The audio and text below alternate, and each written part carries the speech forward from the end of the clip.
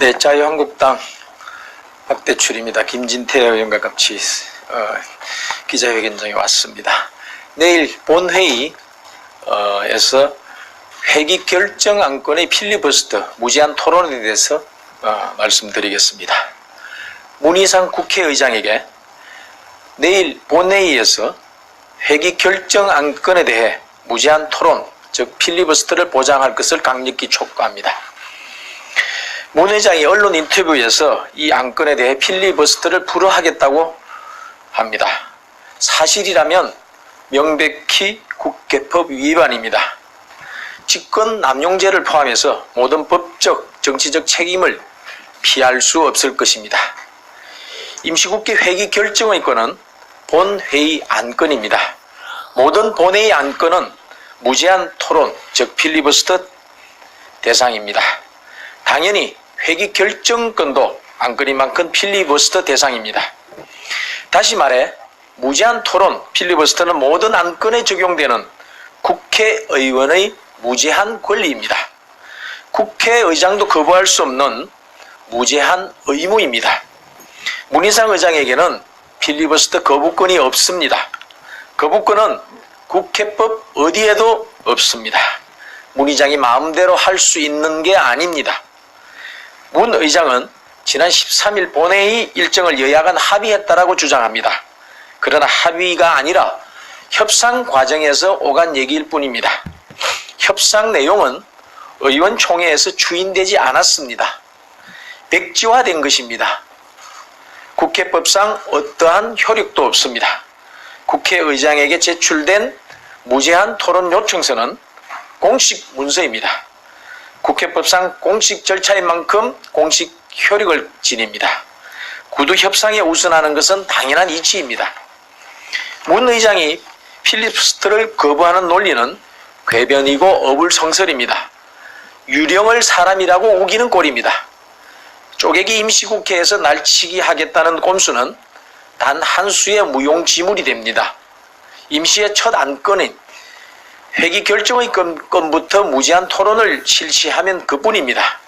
국회법 제7조 2항에 국회의 회기는 집회 후 즉시 정하여야 된다고 명시되어 있습니다.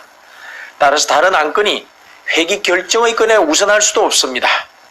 또 국회법 제106조 2항 1에는 의원이 본회의에 부의된 안건에 대하여 이 법의 다른 규정에도 불구하고 시간의 제한을 받지 않은 토론을 하려는 경우에는 제적의원 3분의 1 이상이 서명한 요구서를 의장에게 제출하여야 한다. 이 경우 의장은 해당 안건에 대하여 무제한 토론을 실시하여야 한다고 명시되어 있습니다. 필리버스터는 원칙적 허용이라는 점에서는 예외가 없습니다. 유일하게 예산안과 예산부수법안의 경우 동조 10항에 시점을 기준으로 하는 예외 조항을 두고 있을 뿐입니다. 12월 2일부터는 필리버스터 없이 지체 없이 표결하도록 되어 있습니다. 즉 12월 10일까지는 필리버스터가 허용됩니다. 필리버스터를 종결하려면 제적의원 3분의 1 이상의 서명으로 토론의 종결 동의를 의장에게 제출하고 24시간이 지난 후에 무기명 투표로 표결하되 제적의원 5분의 3 이상의 찬성으로 의결하도록 되어 있습니다.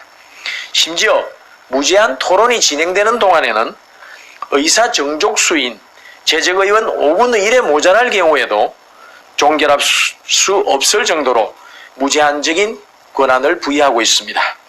신청 의원의 발언이 종료되지 않는 한 해당 회기가 끝나야만 무제한 토론도 종결됩니다. 물론 무제한 토론 안건은 다음 회기에서 지체 없이 표결해야 됩니다. 회기 결정권은 해당 임시회에만 적용됩니다. 다음 임시대회는 새로운 회기 결정권이 부의됩니다. 그때마다 필리버스터를 실시할 수 있는 것입니다. 즉 일회용 임시회 꼼수는 그때마다 일회용 필리버스터로 제압할 수가 있습니다. 더불어민주당은 지금이라도 쪼개기 임시회 꼼수를 버리고 30일 임시회 회기를 보장해야 합니다. 그게 국회법 정신이고 국회법 명문입니다. 지금 국회는 선거법, 공수처법 등 일의 악법이라는 매우 엄중한 사안과 맞물려 있습니다. 문 의장의 책임은 매우 엄중함을 직시하시길 바랍니다. 그 죄는 결코 가볍지 않습니다. 헌정사에 씻지 못할 우를 범하시지 않기를 부탁드립니다.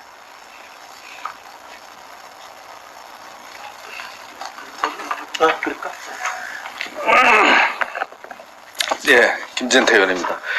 국회법 106조의 2에 이 무제한 토론의 대상은 본회의에 부의된 안건입니다.